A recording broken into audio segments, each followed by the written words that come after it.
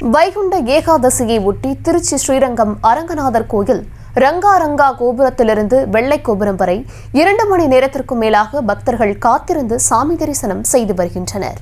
விவரங்களை தர இருக்கிறார் செய்தியாளர் கதிரவன். விவரங்களை வழங்கலாம்.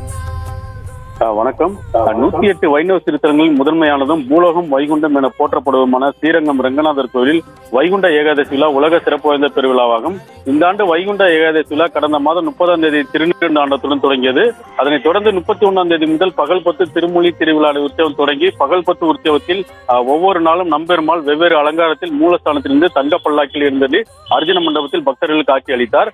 தொடர்ந்து வைகுண்ட ஏகாதசி விழாவின் முக்கிய நிகழ்வான பரமபாத வாசல் என்னும் சொர்க்கவாசல் ராப்பத்து முதல் நாள் உற்சவத்தின் முதல் நாள் இன்று அதிகாலை நடைபெற்றது. இதற்கான உற்சவர் நம்பெருமாள் அதிகாலை 4:15 மணியில் ரத்தினாங்கி, பாண்டியன் கொண்டை, கிளிமலை உள்ளிட்ட பல்வேறு திரு ஆபரணங்கள் அணிந்து மூலஸ்தானத்திலிருந்து தங்க பல்லாக்கில் புறப்பட்டு 2ஆம் பிரகாரம் வழியாக சொர்க்கவாசல், அதாவது 5:16 மணி அளவில் சொர்க்கவாசல் திறக்கப்பட்டு நம்பெருமாள் பக்தர்கள் புடைசூழ சொர்க்கவாசலை கடந்து சென்றார்.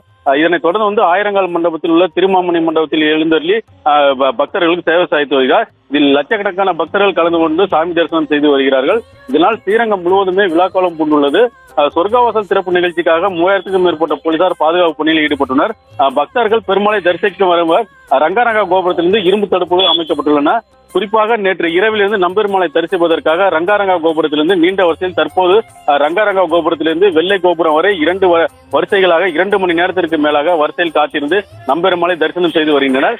2 மணி நேரத்துக்கு நின்றாலும் சொர்க்கவாசல் தினமான இன்று குடும்பத்துடன் சொர்க்கவாசலை கடந்து நம்பெருமாளை தரிசனம் செய்வதற்காக காத்திருக்கின்றனர்.